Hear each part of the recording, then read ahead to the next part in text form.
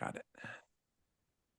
So Alec, in just a moment, we should see ourselves come up here on YouTube proper. And when that happens, hey, I'll now take this link.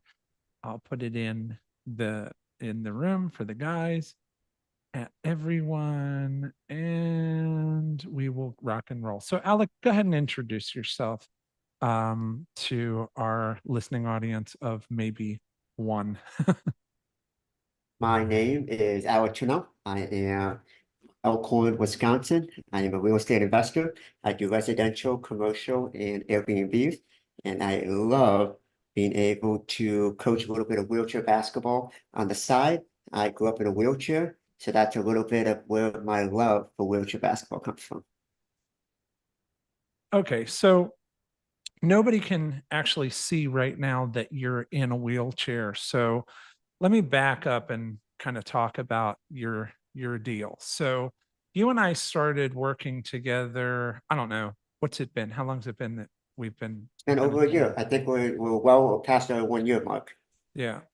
Um, Anybody who doesn't know what Man Up Life Coaching is, we're uh, basically a business buy-in for men, guys coaching guys. I started it, but now there's a whole bunch of us. We're onboarding new coaches all the time, and we have clients in every time zone. So the long and short of it is it's executive and personal coaching. So when you first found out about Man Up Life Coaching, what was it that made it interesting for you to jump on board and see what this was all about? It was a perfect cross section of what I needed professionally and personally. It is too simple to just go to somebody and say, I have one section of my life that needs to improve and everything gets better. You need to do everything, a little bit of everything. And one thing I appreciated about Dennis, he was very upfront about, hey, if you want to professionally get better, you need to start at home. You need to start at where you go every single day and how you start your day and how you end your day. Everything from the mental approach to it and also the physical approach to it. So I really appreciated him being able to have the experience of being able to say, hey, I know what it takes to be personally really good, and also being able to elevate my leadership skill and my career. So he has a very good cross blend of skill set that was able to capture everything I needed. Right. And I appreciate you for the compliments. I mean, anybody who doesn't know, I've been doing this for over a decade now under the brand Man Up Life Coaching, been an educator for over 30. I'm a dad, I'm kind of a regular guy, but also a coach with 10,000 or more hours under my belt. And I work with guys. It's what I do. So Alex, let's talk about you. How old are you? 29, 29. I had to think 29 about it there years for a old. sec. Yeah, Yes. 29 years old, almost 30. And what is in a nutshell, and I mean like more like a walnut than a coconut, what would you say that you do professionally? How do you make money? I'm a real estate investor. So I run a property management company and we do residential, commercial, and Airbnbs. That's our main focus. Okay. Um, so there's a real estate component to what you do, and there's also a uh, finance component to what you do, Correct. because you're part of a larger umbrella in that department working with your pop, right? Correct. Yeah. So at 29 years old, how would you describe yourself in terms of, I guess, financial security and personal success? Would you say that you're in a pretty good spot? And it's my best spot I've ever been in my whole life. Really? Okay. So without bragging or nothing, you're you're doing pretty good. Yes. Okay. Um, let's talk about the wheelchair piece. So nobody sees that you're in a wheelchair, but that's kind of your jam. That's how you roll. Oh, yes, I did. Tell me about tell me about your story. Guys are like, wait, why is he in a wheelchair? What is it like? Was he in the war? What like where how'd that happen? When I was 6 years old, I had an operation on my 2/6 vertebrae, And it was basically a fluke. It was just by random chance, the doctors were able to catch it, having an x-ray, and were able to just see that my T6 vertebrae was not growing properly. And they realized because I was so young, that if one of my spinal cord vertebrae were not growing properly, they had to do something about it. So we went into the operation with less than a 10% chance that I would be able to walk after the operation. But the chance of me not being able to walk after the operation was well over 90%. So it was necessary to have the operation. And once I woke up from the operation, I realized that I could not move my legs, and I fell in that less than 10% chance. And so after the operation, I went into rehab for a couple of months, and I was trying so hard to regain what I lost. And I was slowly but surely, through more operation, I was able to maintain a level of quality of life that allowed me to be able to be in a wheelchair, be independent, and be able to, most importantly, get stronger as I got older. Okay, so again, to sort of distill that all into a soundbite here, um, you had to go in for an operation, you had use of your legs, and after the operation, you lost use of your legs. Correct. Okay. And you were how old when you went for the operation? 6 years old. 6 years old. So up until 6 years old, could you do things like walk and run? I could walk, I could feel the sand in between my toes, everything. So that's interesting. I could feel the sand between your toes. If I stuck a pin in your pinky toe right now, would you feel it? I would feel it, but it would be partial paralysis. So I have what's considered an incomplete spinal cord injury. So I Uh-huh. still have a little bit of electricity, that signals that are going from my brain to my legs, but it's an incomplete signal. So somebody could give you a hot foot. Somebody could just light a match between your toes, and you'll know something's going on, but you're not going to go. It's not going to be Correct. that level of intensity. You're just not. You're those electro. I don't. I'm making Right. shit up. Those electro pigeons don't fly from your Yep. toes up to your brain. So there's a limited amount of information that's coming from your nerve endings up to the brain. Correct. Okay, but there's some. Is this a reversible process, or is this just kind of how things go right now for you? I will not be able to regain anything that I've lost. The goal is to just maintain what I have and not lose anything more as I get older. And people with spinal cord injuries, as they get older, it gets harder. You know, joint, everything else that just comes with getting older, it Mhm, just becomes more exacerbated because you're mhm. in a wheelchair and you're sitting a lot, which is not normal for a human body. So you're 6 years old. You go into the hospital. You come out and discover, hey, you're going to be in a wheelchair for the rest of your life, and that sort of defines you as a person in school, uh, in college, in life. How has it changed your identity and who you are, for better or for worse? Because I mean, that's like, wow, talk about like a pivot, right? Mhm. Who am I and how has the wheelchair? That's a really good question. Oof. One of the things that's been very interesting about being in a wheelchair is that every point of my life, each milestone, whether it's going from elementary school to middle school, high school to college, it forces me to not get distracted by all the other BS in life. And it really forces me to keep the main thing, which is my health, getting healthier, my quality of life, not getting distracted by all of the trends or all of the social kind of influences that occur throughout phases of your life.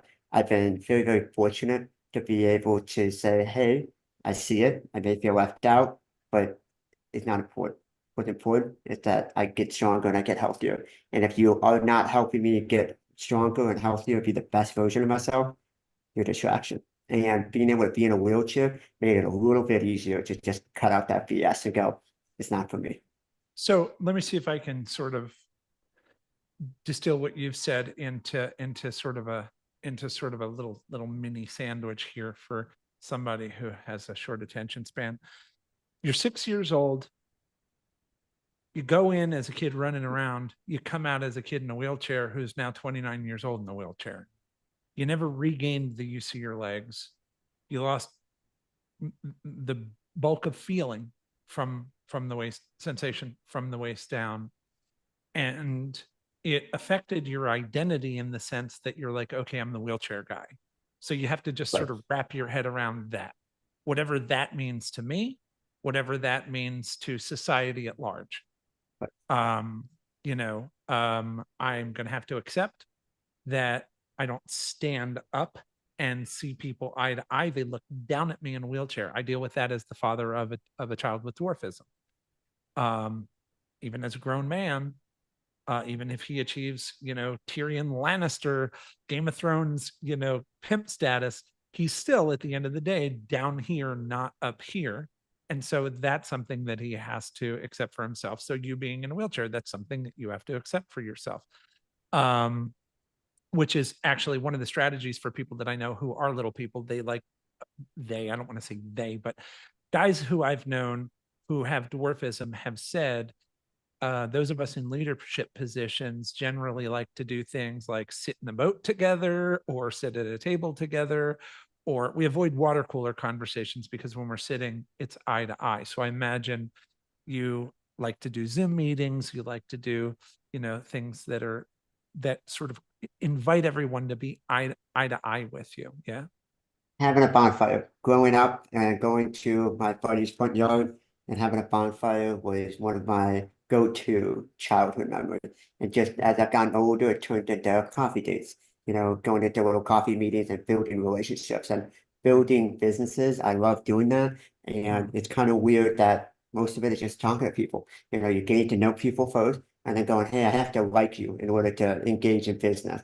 And so being able to just be really good at sitting down with somebody and engaging with them at eye level is you're spot on. Yeah, I get it. And what's interesting is, I don't think it's playing fox in the sour grapes to say everyone is moving around so much that there's almost an advantage that you have. I mean, we like meditation factors very heavily into our culture. So you're someone who is necessarily grounded and less likely to, move around as much and be as active. So it invites people into this sort of still grounded, focused space that you're in, where you're kind of the spider in the big spider in the spider web there. They're on your territory when you're having meetings and think tanks or anything that involves staying still and limiting your distractions. So I guess it's a way of framing sort of having been dealt, a hard hand as a positive. Yeah. 100% well said. And I like how you put it in the context of, hey, they're kind of in my world when it comes to just being able to sit and being able to have more of an equalizer. So as you were talking about that, it's kind of an equalizer, which is really well said. Yeah. Or even they're in your court. And speaking Yeah. of court, so let's not portray you as some victim. You're an athlete.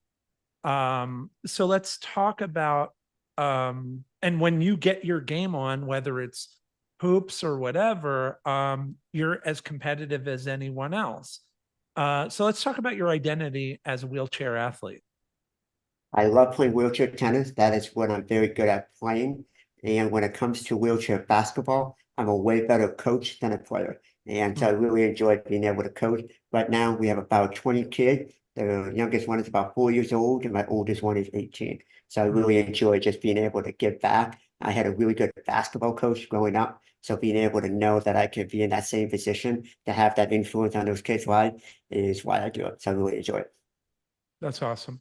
So when we talk about wheelchair tennis, wheelchair basketball, um, I've watched guys playing sports in wheelchairs, and I quickly deduced, even with my mobility advantages, or height advantage, since I'm not sitting down, um, I could still get my ass kicked pretty handily by a guy in a wheelchair at any of these sports. So this isn't, hey, everyone gets a trophy. This is a genuinely competitive environment, correct? 100%. And people get to travel across the country and across the world. And actually in Europe, you get paid to be a wheelchair basketball athlete. So it's an actual profession. So growing up, I went to University of Wisconsin Whitewater, and most of the Whitewater team um, turn out to go into the US Paralympics team. And Mm, then in order to be able to make money in between the Olympics, they go to mm, Europe and they get mm. paid to be able to play basketball. So it's a career for a lot of people as well. I imagine as someone who is a champion of uh, disabled athletes, you'd love to see aspects of that culture happen here in the US. So, do you imagine that that'll be part of your legacy to try to continue to develop the culture here? Or is there a part of you that says, ah, that's nice, but I think I'd rather just make all the money and donate like Bill Gates or Jeff Bezos? Like, what is, as you continue to age, what is your vision in terms of giving back to the disabled community and or specifically to the wheelchair athlete community? That's a great question with a big answer. One of the biggest problems in America to be able to give the same benefits that we want to give to our American athlete that Europe is able to do is healthcare.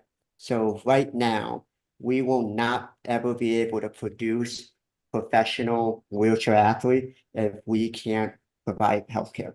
And that's the biggest thing that Europe is able to do. These American athletes can go to Europe, get paid money, and it's very, very easy for the government institutions to be able to say, here's healthcare. But besides it turning into a seven-figure expense that each one of these teams will have to pick up if they want to form a team. So there's almost $1 million+ barrier to entry to be able to produce these teams across the country in America. So that's the biggest thing that I get excited about being able to combat. Now, am I arrogant enough to think that I can be able to revolutionize and disrupt the healthcare system? No, but I want to try. And being able to see people like Jeff Bezos and Elon Musk, it's very cool to be able to see how they're able to leverage their previous businesses to be able to be disruptive. So it's not so much of, hey, they're always disruptive. They're able to really leverage the foundation of something they created, almost a whole market. Like they invented a whole market and then leverage it. And that's one thing I've learned from watching Elon Musk and just watching Deion Sanders down in Colorado, being able to see him leverage his brand in order to be able to grow that football program. So it's not just a $1 trillion, $1 billion idea. It's really cool to be able to see it localized. So as you continue to age and develop as a young guy, you're 29 now. Um, you've got a house. You got money in the bank.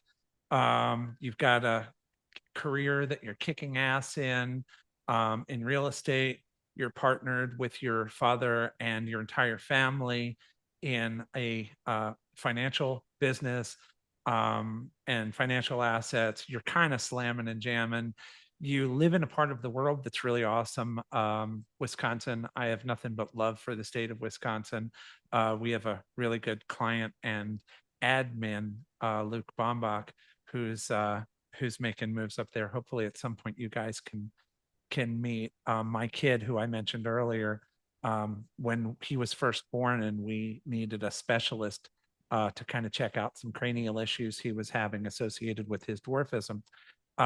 We went up to the University of Madison and just kind of fell in love with the hospital, with the university, with the state. So you're in a good place there in Wisconsin, albeit it gets kind of chilly.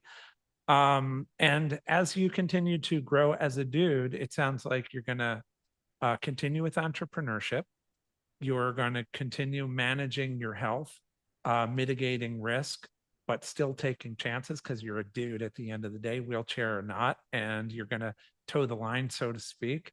Um, if a miracle comes along and you walk again, great. But if not, you're a guy in a wheelchair who's going to just keep kicking ass and taking names, and you're a healthy young man and all your parts are working and you're as romantic as the next guy, and you're in a relationship and we're seeing where that goes as well. So there's nothing stopping you from living um a wheelchair accessible version of the American dream, and your legacy is to continue to make it more accessible. Is that a pretty Well good said. is that a pretty good sum up? Spot on. Well said. Thank you, Dennis. You're welcome. So here, play us off stage with why somebody should spend all their money at Man Up Life Coach. No, I'm kidding. I'm kidding. But from one entrepreneur to another, if you really seriously, without like fluffing me, like if you're just being honest to God, so far, how has coaching gotten you through the rough times and contributed to your path of success?